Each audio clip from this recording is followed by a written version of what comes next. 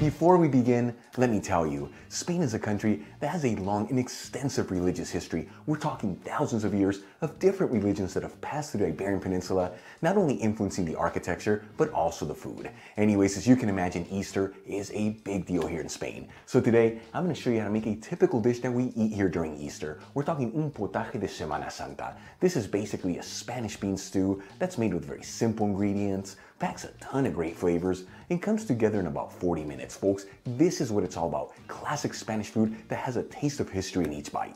Let's begin by getting our ingredients ready. I'm gonna grab 1 cup, which is 170 grams of cooked jarred garbanzo beans. This is the same thing as the canned ones, adding them into a sieve and rinsing them under some cold running water. We'll also grab 1 cup, which is 170 grams of cooked white jarred beans. Once again, this is the same thing as the canned ones, adding them into the sieve and rinsing them under some cold running water. Then we'll grab 2 small to medium-sized potatoes. These have already been peeled, washed, and patted dry, and cutting each one into small pieces that are about 1/2 inch thick, which is 1.25 centimeters.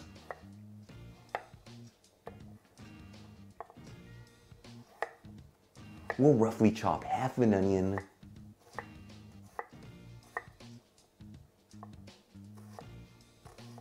thinly slice 4 cloves of garlic,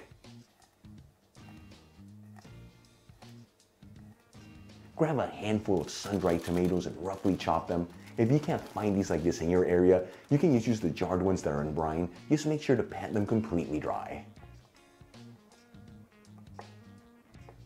We'll grab a handful of fresh parsley and finely chop it. And for the final ingredient to prepare, I'm going to finely grate 2 tomatoes. We want to end up with about 1/2 cup of finely grated tomato, which is 112 grams. You can substitute this for the same amount of canned tomato sauce. Alright, let's start cooking up our stew. I'm going to grab a stock pot, heat it with a medium-high heat,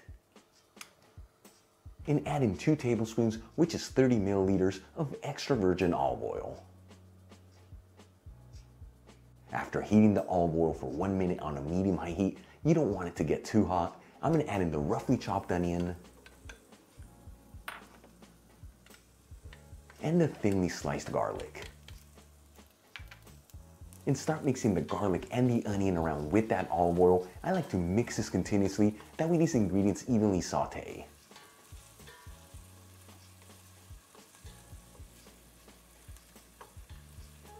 After about 3 minutes, and the onion is nice and translucent and that garlic developing a light golden fried color, you don't want to brown the garlic too much, otherwise it gets a bitter flavor. I'm going to add in the 1/2 cup of finely grated tomato. Once again, this is 112 grams. And we'll give this a quick mix, and we're going to simmer that grated tomato between 1 to 2 minutes. After about 2 minutes, you can see that that finely grated tomato has slightly thickened up.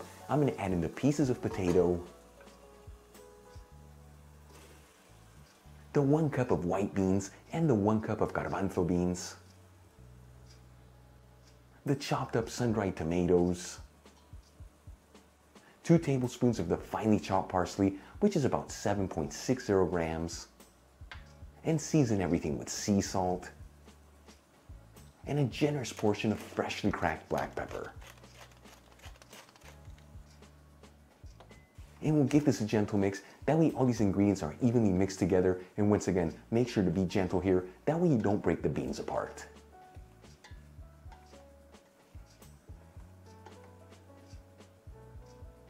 Once everything's well mixed, I'm going to add in 1 liter of vegetable broth. This is 4 1/4 cups. Now the broth that I'm using is homemade. You'll find the recipe on how to make it in the iCard above. We'll also pinch in a 1/4 teaspoon of saffron threads, which is 0.17 grams, and add in 1 bay leaf. And we'll give this one final mix. Now the saffron threads I'm using to make this recipe are once again from Golden Saffron. I always tell you, this is some of the best saffron out there, super high quality, incredible flavor. Link where you can get it in the description box below. Once the broth comes to a boil, I'm gonna place a lid on the stock pot and lower the fire from a medium-high heat to a low-medium heat. And we're gonna simmer this on a low-medium heat for about 20 minutes. This is enough time for all these flavors to come together and for those potatoes to be perfectly cooked.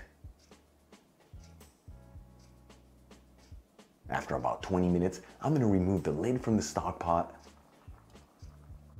And seriously, look how beautiful this turned out. You know, you can always tell when your potatoes are done. You just pierce one with a toothpick, and if it easily goes in, the potatoes are ready to go. For the final step of the recipe, we're gonna poach a couple eggs in the stew. As you know, before I add eggs into a pan, I like to crack them into individual bowls. This ensures that no eggshells go in there and that the egg yolks are not broken. We'll place the lid back on the pan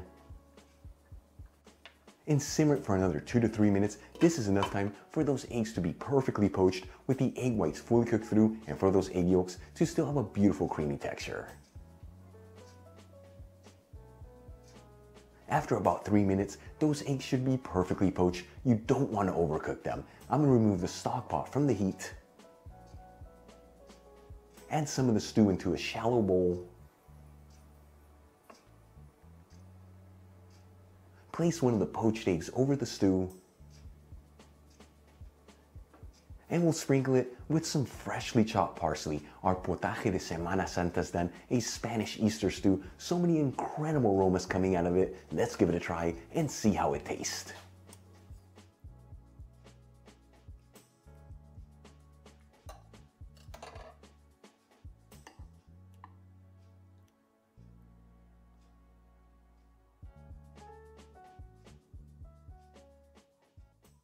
This came out looking seriously delicious. Here we go.